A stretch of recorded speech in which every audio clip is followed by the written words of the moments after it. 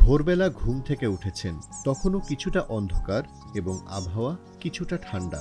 এর মধ্যে পাখিদের কিচিরমিচির আপনার কানে ভেসে আসছে। এরা শুধু উচ্চস্বরে চেঁচামেচি করছে এমন নয়, একটু মনোযোগ দিলেই বোঝা যায় দিন রাতের তুলনায় অন্য সময় এদের কণ্ঠে বেশ উচ্ছ্বাস ও সুরেলা আওয়াজ। এই ধরনের আচরণ কিন্তু দিনের অন্য সময়ে তুলনামূলক কম শোনা যায়। পাখিদের এই কিচিরমিচিরকে বলে ভোরের কোরাস। এটি পূর্ণ সূর্যোদয়ের আগে শোনা যায়। ভোরবেলা কিচিরমিচির করা বেশিরভাগ পাখিই কিন্তু পুরুষ। সকালে পাখিদের কিচিরমিচির করার বিভিন্ন কারণ রয়েছে। প্রথমত, এটি তাদের প্রজনন মৌসুমের সঙ্গে সম্পর্কিত। পুরুষ পাখিরা গান গেয়ে স্ত্রী পাখিদের আকৃষ্ট করার চেষ্টা করে।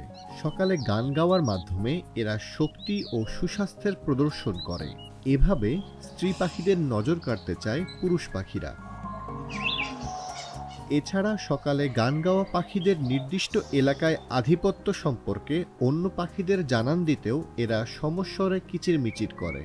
এছাড়া প্রাকৃতিক শান্ত পরিবেশে গান গাওয়া এদের জন্য সহজ, কারণ সূর্য উঠে গেলে মানুষ ও অন্যান্য পশু পাখির কর্মতৎপরতা বেড়ে যায়। তখন পরিবেশে বিভিন্ন আওয়াজ থাকে।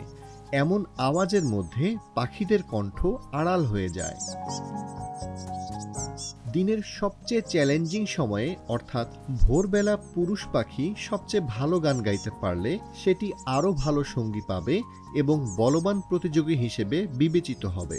কারণ ভোরবেলা দেহ পরিপূর্ণ জাগ্রত হয় না, আর কোনো কিছু খাওয়ার আগেই এই গান গাওয়া হয়। তাই এর মাধ্যমে পুরুষ পাখিটির সক্ষমতা প্রকাশ পায়।